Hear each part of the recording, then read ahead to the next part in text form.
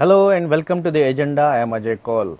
In this program today, we'll talk about the government's push for self-reliance in defense sector.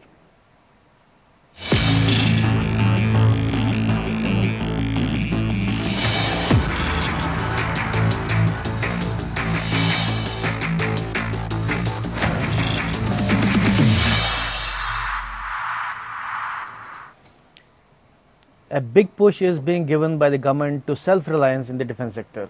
It has taken a number of initiatives in this regard over the last 1 year.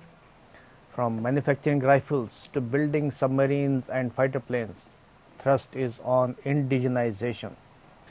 The intention is to reduce dependency on foreign countries for meeting our needs in the areas of defense and security.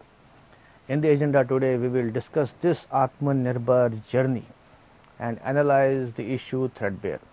We have with us former Deputy Chief of Indian Army, Lieutenant General Gurmeet Singh, and DRDO's former Director Public Interface, Mr. Ravi Gupta. But before we start our conversation, have a look at this small report.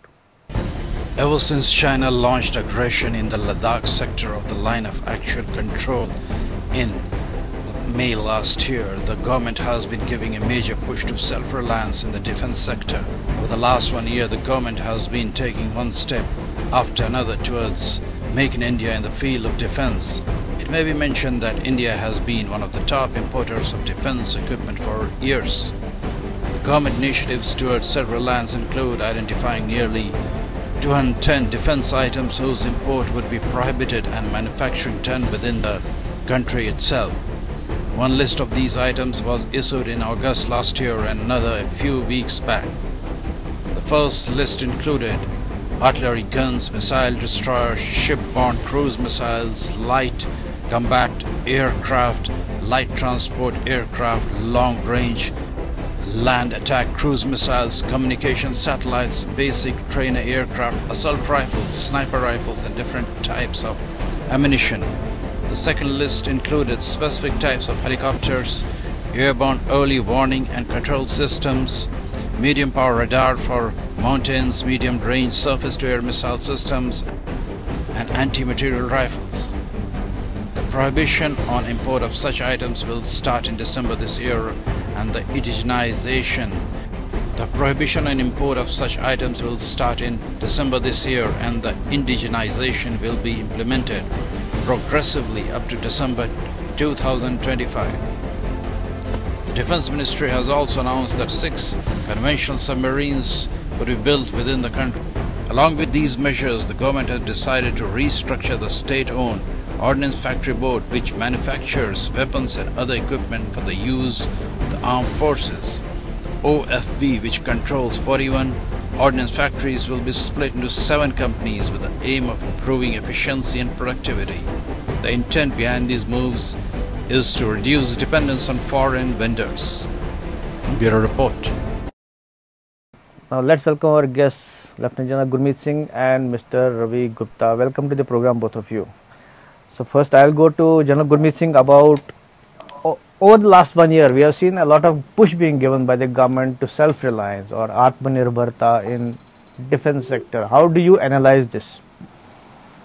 Ajay, to be honest, this is an excellent step in the sense that initially we had gone in for a lease policy, then we walked over to important strategic partnership, and now this decision, it's a major decision by MOD as far as Ordnance Factory Board is concerned. And I think it's an excellent step towards the defense reform. It's a strategic step, and it was actually needed because this organization, which is 246 years old, which was started in 1775, had actually not performed to the way it was required to be doing. So therefore, I think it is an important step and a bold step which has been taken. This is excellent direction towards Atmanirbhar, Make in India, and self-reliant perspective. I would like to congratulate MOD on this decision. But General Saab, in fact, please continue. Yeah. In fact, one thing is important. They have taken into consideration the apprehensions of 70,000 employees. You would recall that they had gone on strike, and that too at a time when we had tensions in the area of Eastern Ladakh. Right. But they have assured them that there will be no change in the service conditions for them. They have reassured them about the pension and the post-requirement aspect of it. But more important is that this is a step towards accountability. It's a step towards more productivity. It's a step towards a corporatization. In fact, the change which has been done is that they have been clubbed into 7 companies which will be 100% owned by the government, and they will be based on specialization. I think this is a change which is there, but more so, I think it is important for us to ensure that since it remains with the MOD, with the bureaucracy, they've got to come out of the old culture which they had Right. of too many overheads, low quality, and inefficiency. I think the new step that they're taking, they must ensure that the new PSU-oriented 7 corporatization which they're going to do, that must be anchored on absolutely new thoughts of quality, competitiveness, technological edge, combining with the private, I will say the defense industrial base. I think a major shift in the concept and the strategic is really expected out of them. Right. So before I go to Mr. Gupta, I want to ask you a supplementary. You said that OFB did not perform to the whatever it was required to. So what was lacking? Why it failed to perform? To be very honest, the key point was they didn't have competitiveness. They were more concerned about the overhead. They had no competition outside, and they were not being handled well by the bureaucracy. They were still with the old technology, old methods, old procedures. The world has gone into new standards. But there it's are a total revolution as far as technology, industrial practices are concerned. Right. So, but there are questions about bureaucracy. So, for that point, I'll go to Mr. Gupta. So, when we see, particularly about OFB, so if it again remains under the MOD, again it will be under the bureaucracy. So, what has changed? What will change? Very good question. First of all, I would like to fully agree with General Gurmeet Singh, and I would like to congratulate our Prime Minister and Honorable Raksha Mantri for a bold step, very bold step. It was not easy. Now, coming to your question, yes, matter of fact is that the Secretary, Department of Defence Production, continue to remain overall head of the department, which is looking after the ordnance factories, even after their corporatization into 7 DPSUs. What has actually happened is that the Ordnance Factory Board gets dissolved into these 7 DPSUs, and the 41 ordnance factories, they will be merging depending upon their area of work. Now, bureaucracy, yes, bureaucracy still remains at the helm of affairs, and I think that is the biggest flaw. Nevertheless, what has happened is that the control of bureaucracy will be somewhat reduced. It will not go altogether. So, you have very rightly asked this question. In fact, I was myself going to emphasize on this aspect that although it is a very bold step, it is a giant leap. But the main factor remains same, that a non-technical personnel, a general administrator, continue to remain as head of the department of a professional department, which is a big flaw. Unless this is changed, there will be some improvements, but yes, the full professionalism will come only when there is, you have the head of the department as a professional, a scientist, an engineer, not a general administrator. Which actually should be the domain expert actually. Exactly. He should have a domain expertise. But yes, this will have, whatever has been done, it will take away a very big flaw. See, at the moment, if you take a look at the structure of the ordnance factory departments, the various factories, the people who are managing, although they are professionals, but they are not specialists. The way bureaucrats are handling the Ordnance Factory Board, it was almost, you can say, assured that a specialization never develops. Because the same person sitting somewhere working in a, let us say, electro-optical factory, tomorrow goes to a gun factory. So that way, in his lifetime, he is not able to develop a specialization or expertise in that particular area. He continues to remain a general administrator, a general manager. Now that the ordnance sector, they will be working like a DPSU. So in a particular DPSU, the people will get a chance to become specialists in particular areas, leading to higher productivity, better efficiency, and better quality control. These were the three problems, and timeliness also. Right. So far, what was happening is that you asked, I can cite you a number of examples where the item was told, even the prototype development took 10 years. So that's by the time the services it is not required. I think the services person is sitting here, so he must have confronted so many things. So General Gurmeet Singh, I want to ask you. So when the bureaucracy still handles it, and a domain expert wants, suppose, particular kind of rifle with so much of range and bullet configuration and other things, and bureaucrat says, why do you need it? Have you encountered such things? Ajay, I firstly agree with Dr. Ravi Gupta in his perspective. And in reference to your question, I would say, look, this is one excellent step. Improvements will keep coming. We got to be in pursuit of excellence, definitely. But you know, this giant of an organization, 41 ordnance factory, 13 development centers, 9 institutes, 70,000 people, 66,000 acres of area, and more than 15,000 crore budget. So what is the outcome of worth? Productivity was so low. What is the worth? I mean, outcome worth mentioning? See, I think worth is that they have broken the big shell. No. I mean, OFB has been functioning for so long, and as you mentioned, so many development centers and other things. But what have they developed? What have they given to the country? Something which we can mention. To be honest, they may be projecting anything, but as a consumer, I can say it was dismal. It was not very encouraging. It was not of a standard.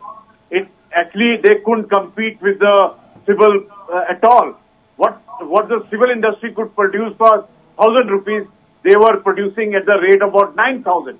So that was a comparison.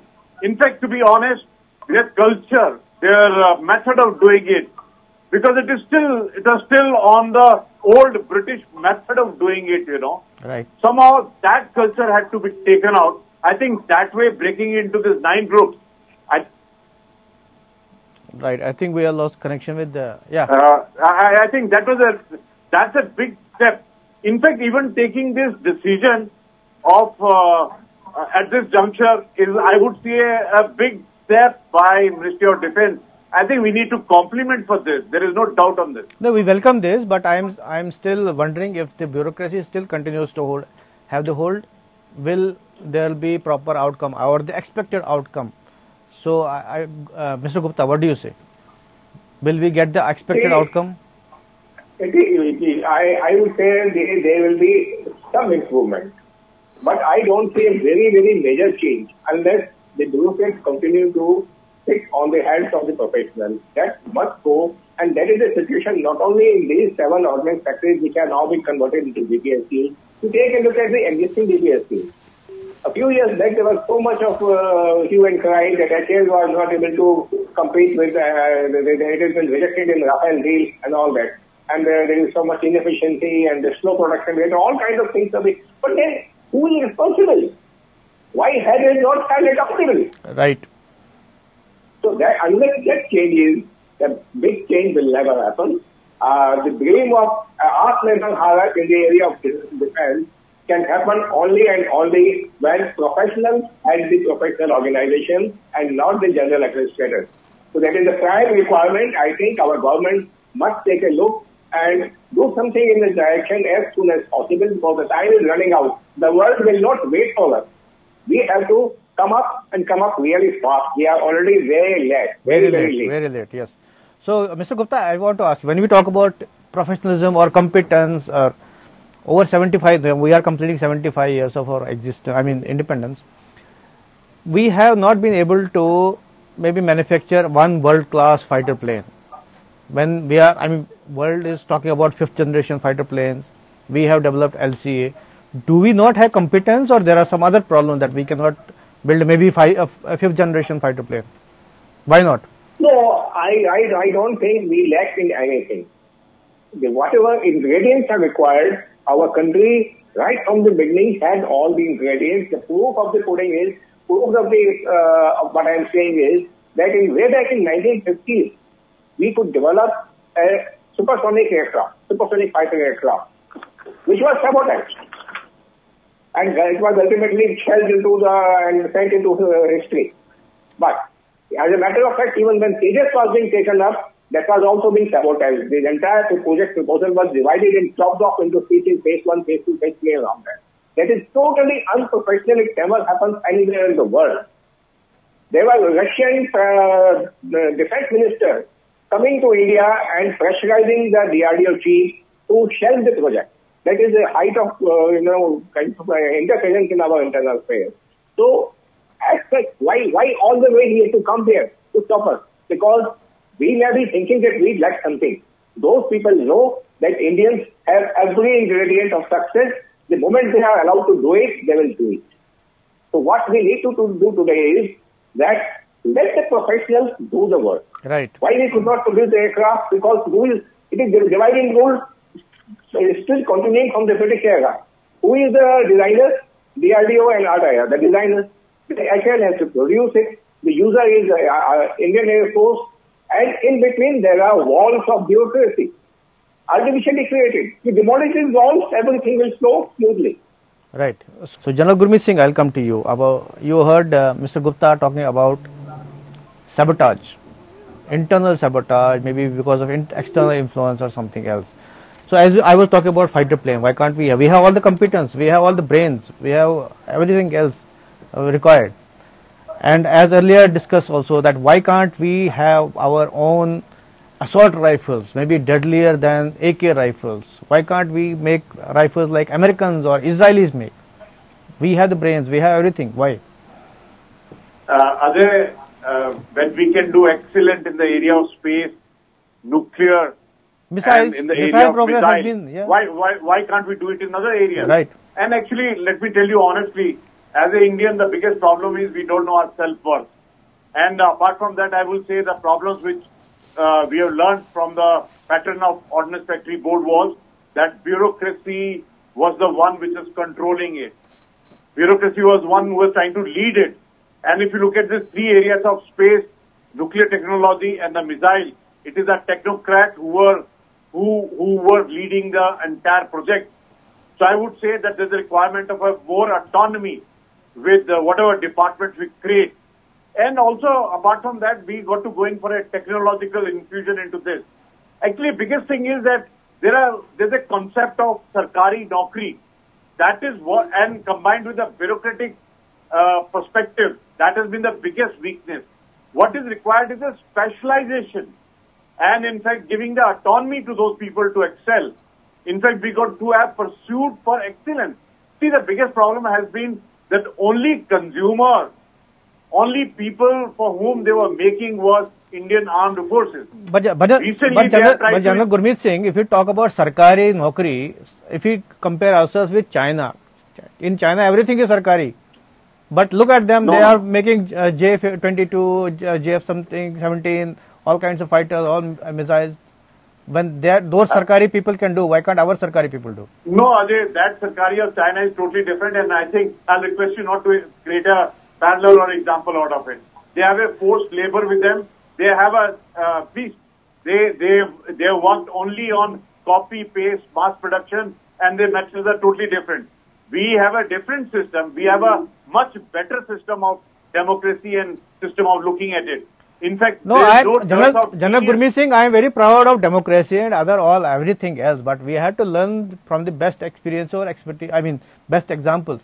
Best example is that China is manufacturing its own aircraft fighter planes. We are not. I can give you even a better example of Israel. I can give you example of the US. And see, if the future will. No, I did not mention about Israel and US because there are private companies, private players are involved. I'm talking about sarkari. Exactly, Ajay, exactly. We need to involve the private players. That's exactly the point. In fact, we can't be totally, leave the defense production to bureaucrats and the Sarkari concept of the aspect. So why Mr. Gupta, who was also a Sarkari employee and he is a Sarkari scientist, so we'll ask him, Mr. Gupta, what do you say about the Sarkari Nokri types? So, see, it is not a matter of being Sarkari or private. It is a matter of how the people are managed, what is the kind of setup. For that matter, our Indian armed forces, they are also Sarkari. Right. Okay, isn't it? But today, everybody, globally, our armed forces are recognized to be the best in the world in terms of professionalism, in terms of discipline. Indian Army, Indian Air Force, Indian Navy are considered the best in the world. So, they are also Sarkari. It is the way the people are being managed. So, whether it is Sarkari or private, it is a different matter. There are private companies which are not well managed. So, Mr. Gupta, employees are not productive. So, basically, it is accountability. Whether it is Sarkari or private, accountability is most important. In Sarkar, what is happening is the person who has all the authority sitting on the top has no accountability. He is a simple Ayaram, Gayaram. Today he is in one department, tomorrow he is go to another department. He is never held accountable. Otherwise, tell me, for the last so many decades, India remained the world's largest importer of arms. One project delayed, two projects delayed. We are not able to make X or Y or that thing, whether it is in defense service or in civilian sector. Why don't you talk of civilian sector? Why it is a situation whereas China is exporting computer chips to the entire world and we are not able to do it. We are totally dependent on external countries, foreign countries. Why is it so? Why is the person sitting on the top in the ministry is not held accountable? Right. So, General Saab, I come to you now. Accountability is the key. So, we are focused on accountability. Why? I mean, anybody should not be held accountable if some acquisition or some manufacturing product is being delayed unnecessarily. Suppose if Dr. Gupta has so beautifully said that the current system had bureaucrats having the authority but no accountability.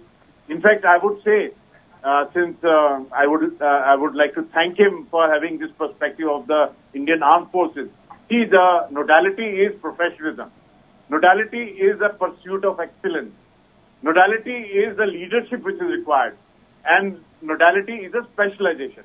You can't have a bureaucrat who's been in the Department of Fisheries or Irrigation, then coming and sitting in direction on production. Right, that is the key. That type of a long-term perspective and specialization is required. So therefore, I'm definite about it that now that the MOD has had a good look and have taken a bold step as far as scrapping the Ordnance Factory Board, coming out with a new dispensation, and I'm definite about it in the new dispensation and with the environment of self-reliance as a target, as Atmanirbhar as the anchor and the direction. It's a strategic move. No, and I'm sure about it that the new culture which will come out in this, because they'll be based on a particular item, not the whole end of it, They were trying to have the entire packet and the bag full of what can be done. But now we'll have specialization groups and all. So that's a good decision. So Atmanirbharta, the concept is very fine and excellent. I agree with it and I am all for it. But the problem, my worries are again, Mr. Gupta, we have to conclude. It's about accountability. So how far can this Atmanirbharta journey be covered if still we have this accountability question mark? Mr. Gupta, your last comment. The crux of the matter is autonomy. Let the professionals do their work. It will come when the autonomy is there. Take the example, ISRO is far more autonomous. Their productivity is much higher. The other science organizations like CSIR and others, their autonomy is not that much. Although they are called autonomous, but it is not that much. And the results are before you. DRDO became not autonomous, but at least it had a secretary level, headed by a secretary who is a scientist, with effect from 1978. And after that, you can see at 10 years, the things changed. IGMT, BB, and many other projects started flowing off. And today we are one of the best in the area of missiles. So the crux of the matter is allow the professionals to work. They set up the system, the governance has to change, the model has to change so that only the professionals are heading the professional department, no general administrators. general administrators are there to help, to assist. They can work as a subordinate, but not be head of the department. Yeah, right. So accountability is the key. So Atmanirbharta has to be, this accountability has to be viewed into this Atmanirbharta program, I guess. That is the consensus we have. But we have to conclude this program. Thank you both of you for participating. Thank you, Jai Hind. Jai Hind. This is all in the agenda today. Thanks for watching. Dear viewers, from next week, the agenda will be a weekly program. Meanwhile, I'll be back with another important and interesting topic tomorrow. Till then, take care and stay safe. Bye.